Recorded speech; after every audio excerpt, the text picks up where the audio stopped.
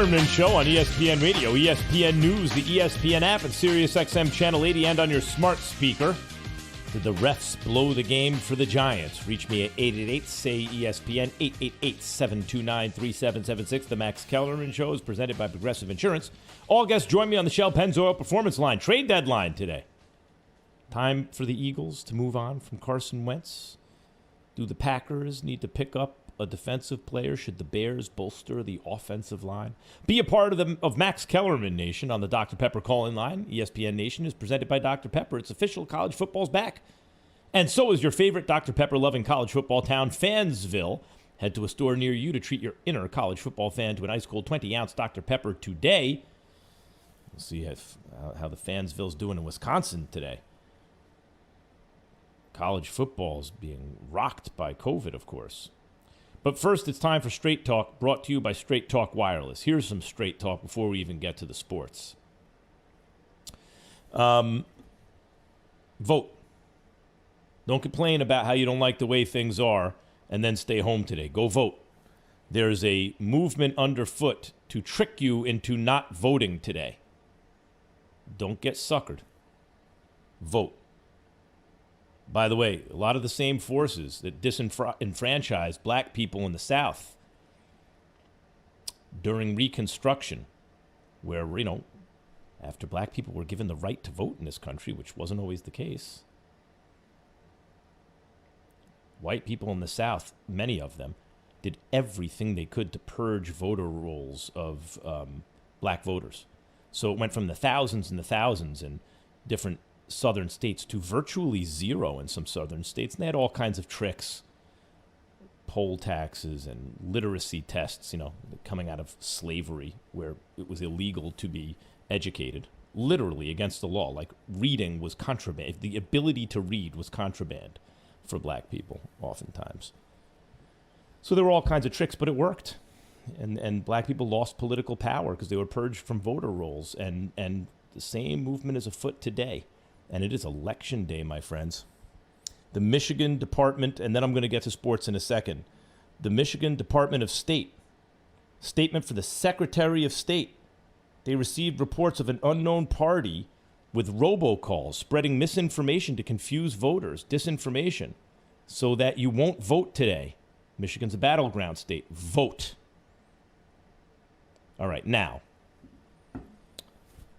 There's some breaking news before I can even get to Monday Night Football.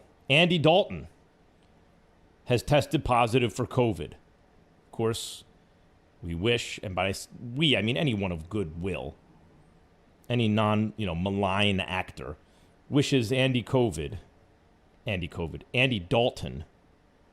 a speedy recovery from COVID. I hope the symptoms are mild and that he gets better soon. Of course, that's bad news for the Dallas Cowboys, although they ain't going anywhere this year, folks. This is really an Andy Dalton health story. Not, oh my God, what are the Cowboys going to do? What are they doing now? Not doing anything now. With or without Dalton. And they weren't going to be doing anything with Dak Prescott either.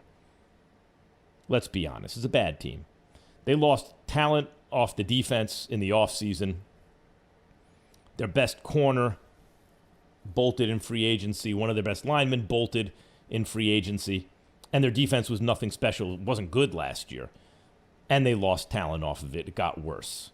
And the offensive line, which has been the key to their offense, low these many years, whatever you want to say about Dallas, they had an offense, is gone. They had 5 guys. Oh my God, all 5 guys are Pro Bowl caliber. Their center's gone. Their tackles are hurt. Their guards are gone. They're just gone. They're not the same offensive line. And so Zeke isn't the same. Bill Polian once told me, who built the Bills back in the day when they were great and built the Colts when they were great GM, once told me at ESPN, talking about Zeke, a running back makes the line. And I argued with him. I said, look, I'm not going to put my football knowledge up against yours, but no, a line makes the running back, if anything. He said, no, a running back makes the line. Well, if Bill Polian's right, then Ezekiel Elliott's really just not that good. At least not now. And he wasn't that great last year, to be honest. Cowboys are cooked. They should be sellers. They should get whatever they can for their talent because they do have some talent on the team. They need to rebuild this thing. Meantime, the Giants, look, Joe Judge seems to be doing a good job in the sense that the Giants compete hard. But this is, what, year 3 for Gettleman? Gettleman, the GM of the Giants. How many years does it take?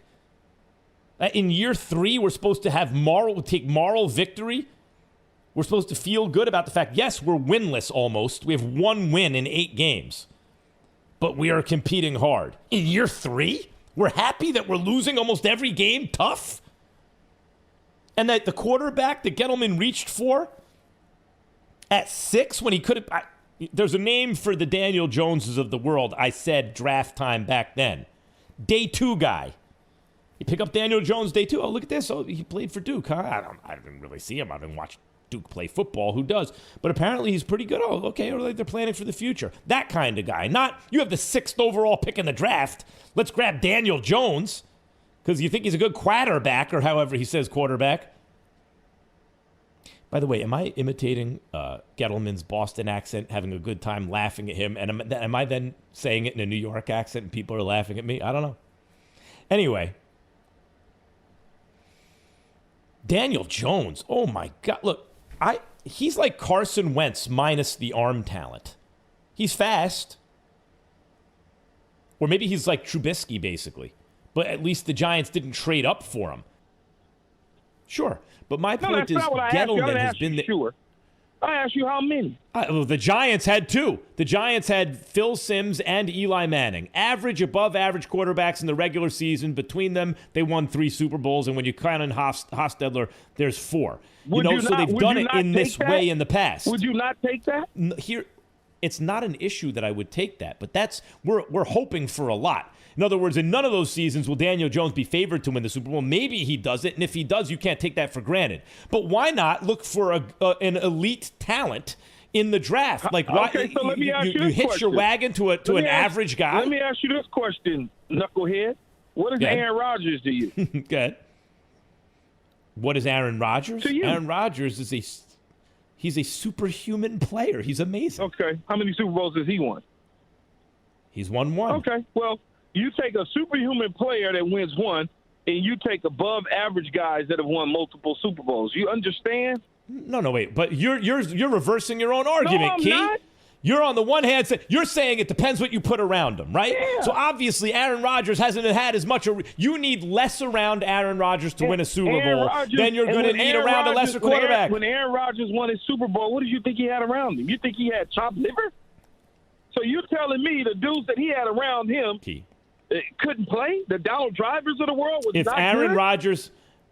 If Aaron Rodgers had a defense right now, I think they'd meet the Chiefs in the Super Bowl this season. You guys are unbelievable. You guys are day-to-day on these sports talk radio shows. Wait, let me get this straight. Is your argument the following? Your argument is Aaron Rodgers needs just as much around him as Daniel Jones is going to need in order to win a Super Bowl? Is that what you're saying? What I'm telling you is players have to have guys around them. It doesn't matter. Aaron Rodgers is a great quarterback, Hall of Fame-worthy quarterback. There's no question about it. But you got to have players. If you did not have players, you wouldn't be good. If Aaron Rodgers didn't have Donald Driver and all those guys when he played, he wouldn't have won a Super Bowl. He wouldn't have won. Yes, everyone. The NFL, more than any other sport, you need a team, of course. So stop but some quarterbacks need more of a team than others. Well, why don't you stop complaining about Danny Dimes and he doesn't have players and he doesn't have this? Why don't you stop complaining and just let it work itself out? If he's Danny Nichols, we'll be lucky, number one. Number two, stop complaining and work itself out. Key. Gettleman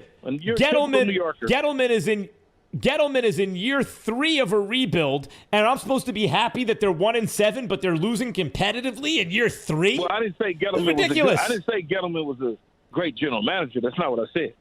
I just said this is my beef. I'm just saying my beef is not with Daniel Jones. My beef isn't with Daniel Jones. I just said there's a solid chance he winds up an above-average quarterback. We agree about that.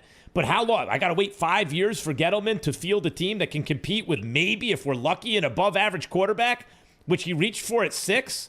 That's my whole point, Key. What if Gettleman's not there in 5 years? Then you won't have to wait. Well, that's right.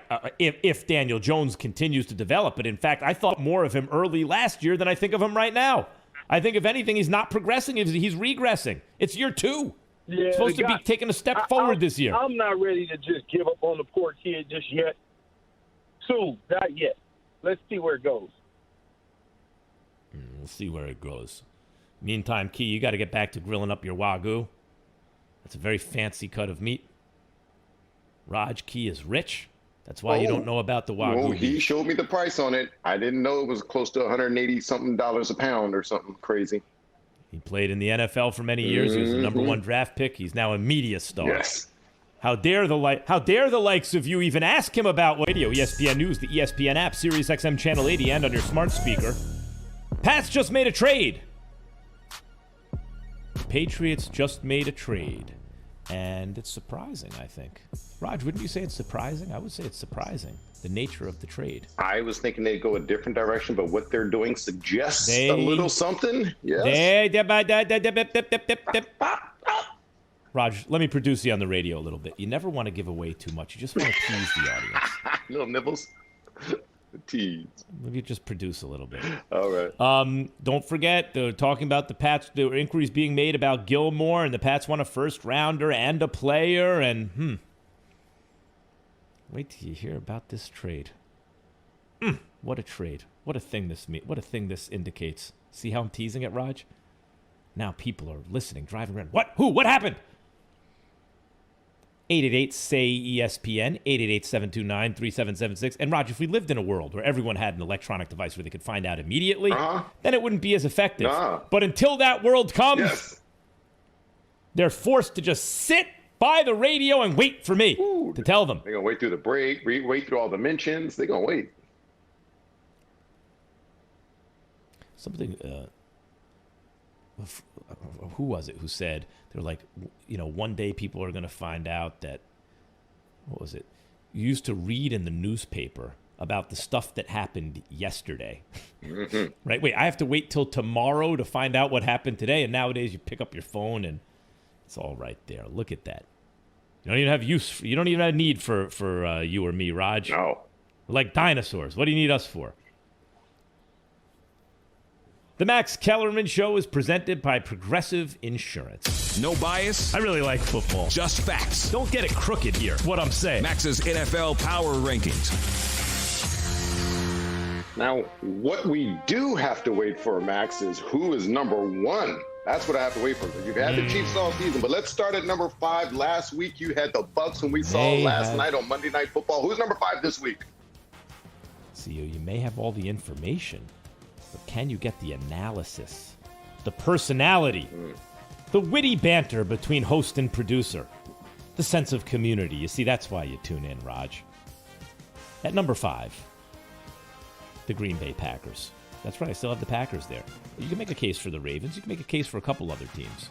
And the Packers don't have a lot of good wins, and they have a couple bad losses. A shellacking to the Bucs and a loss to the Vikings. But I'll say this about the Bucs. Bucs have a defense, the Packers don't. The Bucs played a perfect game against the Packers. They were really motivated after the loss to the Bears. And the Packers were flying kind of high and feeling themselves. And the Vikings, that's a divisional game. Divisional games are tough. And the Vikings have talent. And the Packers have already beaten the Vikings.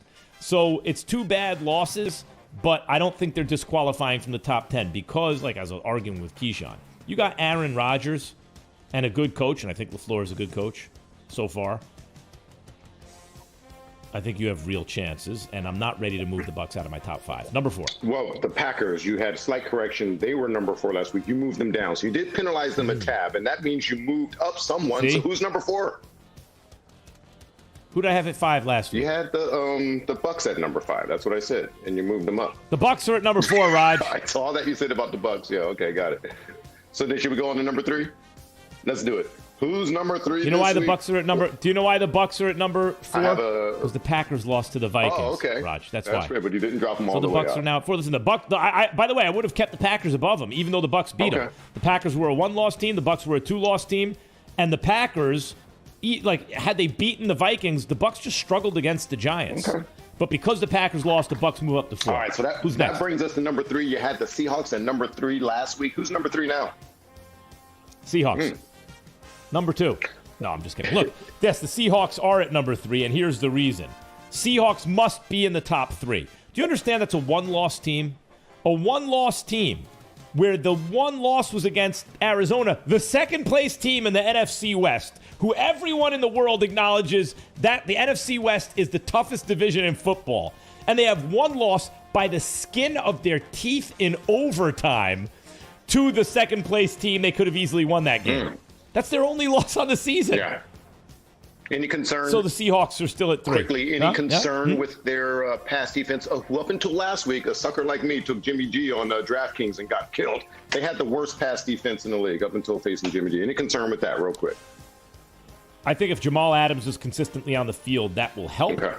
And I think that even though it's not pass protection exactly, a safety and a linebacker, Wagner and Adams are elite defenders. And I think that makes a difference. All right, and finally, what they've all been waiting for, do the Steelers, the undefeated Steelers, after 2 huge games, divisional games in a row, did they finally clip the Chiefs for the number 1 spot? Who's number 1, Max? Let's skip number 2. Who's number 1? Do you mean the Steelers who beat the undefeated Titans that some people had at number 1 the week before, and then played their divisional rival Ravens with Lamar Jackson under center and the reigning MVP, and they won again? Yeah. Did those Steelers take the number 1 spot? This has to be the week. The Steelers, a team I rooted for as a child because my Giants were awful in this. You rooted for 2 out-of-market teams, one or the other. If you were a decent human being and a real football fan, you rooted for the Steelers. And if you were a terrible person, there was just moral rot. You rooted for the Cowboys. America's team. And I was, in spite of that, I was a Steelers fan. and let me tell you something. My former Pittsburgh Steelers from a previous life, Little Max Kellerman rooting for Mean Joe Green, are number 2 in my power rankings. Wow, I thought this would be the week. I thought this would be it. They made the MVP look mortal, man. You saw what they did to Lamar. The MVP is once again Patrick Mahomes. You know, this was supposed to be the year of Russell Wilson, of Aaron Rodgers, right? Like, this is Russell Wilson's having his greatest year ever, and he's never won the MVP. And, oh, my God, Aaron Rodgers is showing everyone he's still Aaron Rodgers. Maybe he's just as good as Mahomes, and we were premature. Patrick Mahomes got 21 touchdowns and 1 interception right now? Is that where he is? Am I wrong about that? No. I have to be remembering that wrong. That can't be right. Is that true? Is it 22-2 or 21-1? Oh. I want to say it's 21. Can someone look that up right now? Look at Patrick Mahomes, because let me tell you something. Mahomes on a one-loss team, it happens. Let me is leading the league in QBR, ahead of Russell Wilson, ahead of Aaron Rodgers. And let me tell you his touchdown to interception ratio right now. I looked at the stat earlier today, but there's so many things I have to look at all day. And Patrick Mahomes has indeed 21 touchdowns and 1 interception on the season for a one-loss team, and he's leading the league in QBR, and he's got a great coach, and he's got great weapons, and he has an underrated defense. And then they added Clyde Edwards-Helaire, and they weren't done because then they added Le'Veon Bell. Come on. You know, like... I have to see the Chiefs whooped like 2 weeks in a row before I don't believe they're going to win the Super Bowl. They're just better than everybody. So there you have it. There's my power rankings, Raj. What do you think? Pretty impressive. I thought this was the week that you would put the Steelers up. Not just that they're undefeated, but just because of what they've done the last 2 weeks. But you're sticking to it, man. You're impressed with the Chiefs, and you got to stick with it. And you're a power. I think it's impressive that it's impressive, isn't it, that I stick with them? See, now people can copy. It takes a lot of courage. And it takes a lot of courage to leave the Chiefs at number 1, because people can copy our concept of the power rankings, but everyone's got the Steelers number 1. Right. You're the only one sticking to the Chiefs, so go for it. That's good. That's right. Power rankings. I can't believe how this idea is caught on like wildfire, Raj. Power rankings. Man, it's copyrighted. Yeah. I got another idea, by the way. I don't want to say it on the... Well, I have an idea for a 24-hour sports network. Ooh. So in other words, all around the clock, you'll get sports. That's a great idea. I know. Shh, keep that under wraps. All right. Shh. Time to give up on Carson Wentz. 888-SAY-ESPN, 729-3776. Last take next. Starting next Monday, you can stream the Max Kellerman Show on ESPN+. With ESPN+, you can stream the Dan Le Batard Show with Stu Gatz. Greeny, and Shanae Golick Jr. You also get live sports, exclusive originals, and more. Sign up now at ESPNplus.com. This is the best deal in media, basically. I was spending money on ESPN Insider. I'm calling today.